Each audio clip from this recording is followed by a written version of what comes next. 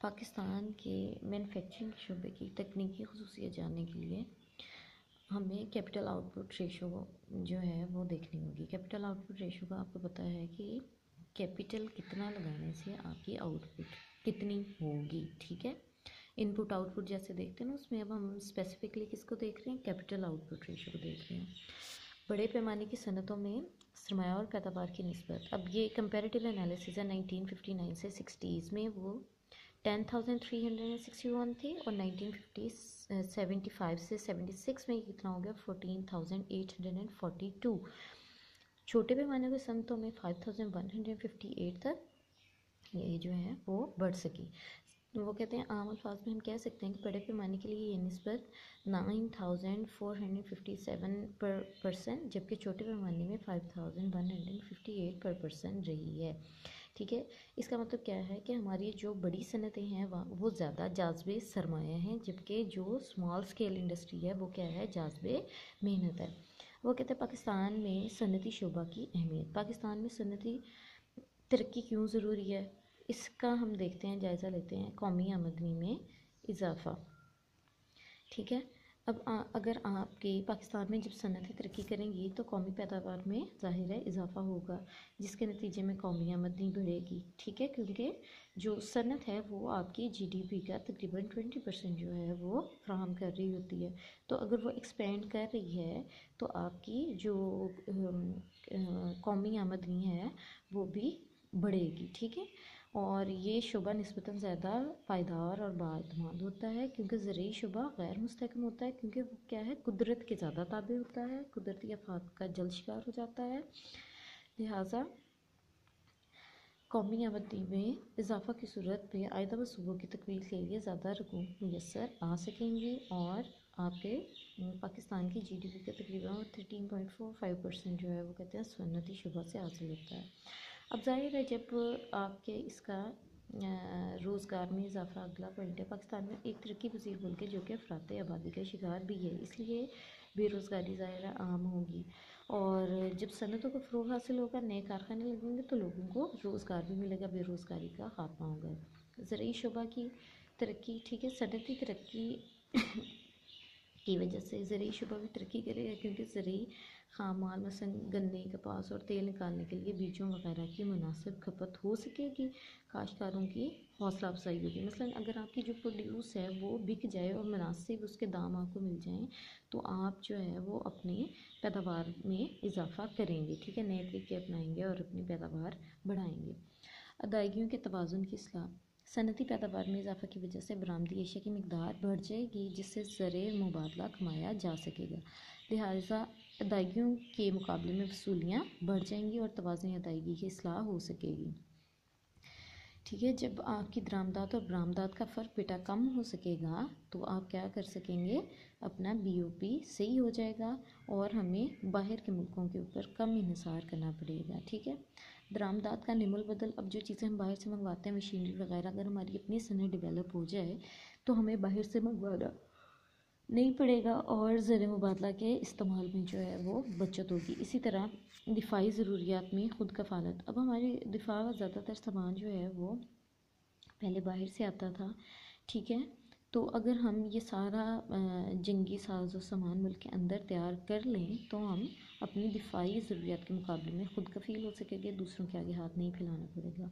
लोगों के नज़रिया हयात भी तब्दीली, सनती तरक्की की वजह से शहरी आबादी में इजाफा होगा, लोग नए तरीक़ों से वाकिफ़ होंगे, नए नए ईजादात और जदीद अशिया के इस्तेमाल से आगाही हासिल करेंगे। लिहाजा इनके अंदाज़ फ़िक्र और नज़रिया हयात में तब्दीली वाक़ होगी और माशरा तरक्की की राह पर गामज़न हो सकेगा। मंडी की वसअत, सनती पैदावार में इजाफा की वजह से मसनूआत दूर दराज मंडियों तक पहुँचेंगी। ना सिर्फ मुल्क के मुख्तलिफ इलाकों में ये मसनूआत दस्तयाब होंगी बल्कि बाहर के मुल्कों में भी आप चीज़ें ले जाके बेच सकेंगे, आपके रवाबित जो है बैरूनी मुल्क से बढ़ सकेंगे।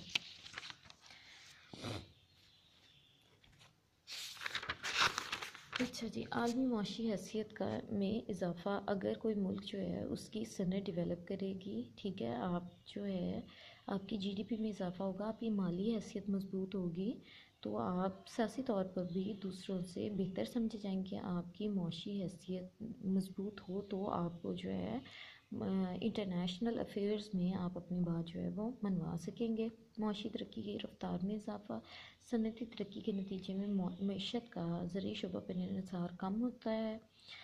जब मईशत दूसरे शुबों का दारोमदार सनत पर हो, इसलिए मईशत के दूसरे शोबे भी नशमा पाएंगे और इन्हें आगे बढ़ने का मौका मिलेगा। बचत और सरमायाकारी में इजाफा, सनती पैदावार में इजाफा से जब ज़्यादा लोगों को रोज़गार मैसर आएगा तो इनकी आमदनी बढ़ेगी और ज़्यादा रकूम जो है बचा सकेंगे। हुकूमत की आमदनी में भी इजाफा होगा। जितनी सनती पैदावार बढ़ेगी, इसी कदर एक्साइज ड्यूटी, कस्टम ड्यूटी, बरामदी महसूल, सनत कारों पर इनकम टैक्स वगैरह, मतलब ये सारे जब महसूलात, इनकम बढ़ेगी तो महसूलात बढ़ेंगे, महसूलात बढ़ेंगे तो हुकूमत की आमदनी में इजाफा होगा। अब नेक्स्ट आप लोगों का टॉपिक है पाकिस्तान की सनती पसमानदगी के असबाब। अब इसको चार उसमें हम तकसीम करते हैं: historical, economical, geographical and political.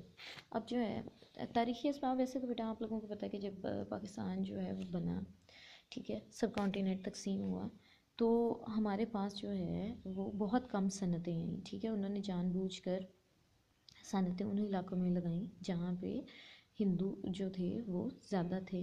वो कहते बर्रे सग़ीर की पुरानी और मरूफ दस्ती खड्डियाँ ईस्ट इंडिया कंपनी की आमद और इंग्लिस्तान में सनती इनकलाब की वजह से अंग्रेज़ हुक्मरानों की खुद गर्जाना तजारती पॉलिसी की बीन चढ़ गई। मशीनों की इजाज़त से बरतानवी मसनूआत की लागत पैदाइश में काफ़ी हद तक कमी होगी और हिंदुस्तान की सनती दस्ती खड्डियाँ इनके मुकाबले की ताब ना लाते हुए दम तोड़ गई, ठीक है। इंग्लिस्तान को अपनी सनती तरक्की के लिए एक तरफ तो हिंदुस्तान से सस्ता खाम माल मिलता था, दूसरी तरफ इसकी मसनूआत की ये बहुत बड़ी मंडी थी, लिहाजा अंग्रेज़ों ने इस इलाके में सनतें लगाने की तरफ कोई ख़ास तवज्जो ना दी, ठीक है, ताकि वो अपनी चीज़ें ला के यहाँ पर बेच सकें। अंग्रेज़ों ने जानबूझकर मुस्लिम असरियत वाले इलाकों को मुआशी लिहाज से पसमानदा रखा और वहाँ पे कोई तवज्जो ना दी। शुरू में जो सनतें हिंदुस्तान में काम हुई वो बम्बई, मदारस, कलकत्ता और कुर्ब जवार में थी, ठीक है। लिहाजा पाकिस्तान में आने वाले हिस्सों में शुरू में ही बहुत कम सनतें कायम हो सकी। तारीख़ी तौर पर पाकिस्तान में आने वाला इलाका गैर मुल्की हमलावरों की अमाजगाह था, क्योंकि हिंदुस्तान पर जितने भी गैर मुल्की हमले हुए वो दर्रा खैबर के ज़रिए हुए, ठीक है। तो इसकी वजह से भी ये इलाके पसमानदा रहे। किसी तौर पर भी सनत कायम होने से के लिए दो बातों का ज़रूरी है, यानी खामाल और मजदूर। बस किस्मती से मुतहदा हिंदुस्तान में पाकिस्तान के हिस्से में आने वाले इलाके दोनों चीज़ों की कमी थी। खाम माल के अतबार से वस्ती हिंदुस्तान के इलाके बेहतर थे, इसलिए लोहे और फलाद के कारखाने जमशेदपुर में लगे। बम्बई, अहमदाबाद के कुर्ब जवार में कपास बेहतरीन होती थी। इसी तरह परसन मछली पाकिस्तान में पैदा होती थी, तो इसके कारखाने कोलकाता में लगे।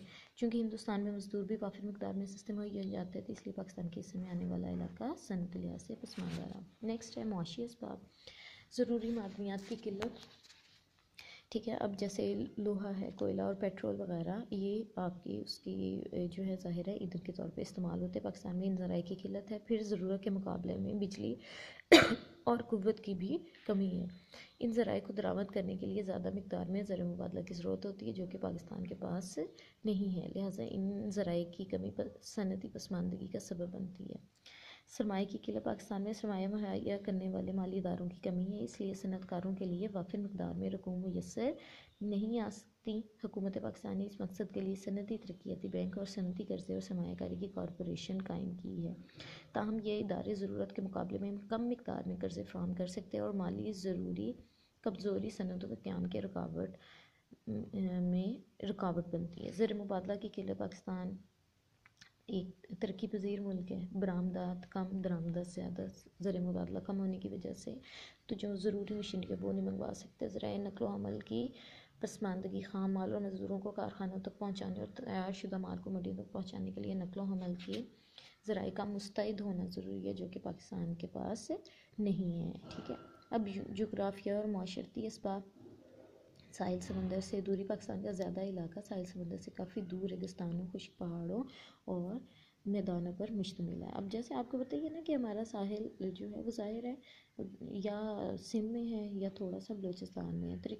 तरबियत याफ्ता अमला की कमी, सनती शुबा में काम करने के लिए ख़ास किस्म का तरबियत याफ्ता अमला दरकार होता है। हमारे पास माहिर इंजीनियर, आर्किटेक्ट, अकाउंटेंट वगैरह जो हैं वो मुनासिब तादाद में जो हैं वो हमें दस्तयाब नहीं है। फ़जूल रसूमात और तकदीर परस्ती, हमारे अवाम की अक्सरियत जहल और अनपढ़ है और फजूल रसूम में अपने जो पैसे हैं वो ज़ाया कर देते हैं और सनतों पर सरमायाकारी के लिए कम रकूम बचती हैं।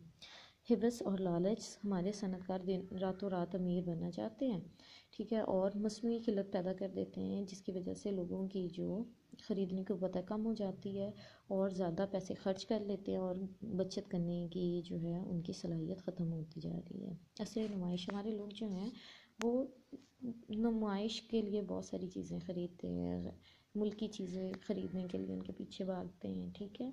इस तरह से भी फिर आपकी जो अपनी सनत है वो नहीं पनपती।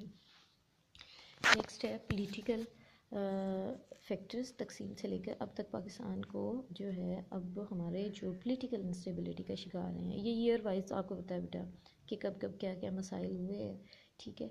ये आप लोगों ने यहाँ तक जो है, ये बेटा अब आप लोगों को मैंने 2 दिन का पढ़ा दिया है, ठीक है, मंडे और ट्यूसडे, और ट्यूसडे तक आपने यहाँ तक इसको सनती तरक्की के लिए हुकूमत पाकिस्तान के इक़्तिदार से पहले तक इसको हाफ डिवाइड करके आप लोगों ने खुद ही कर लेना है।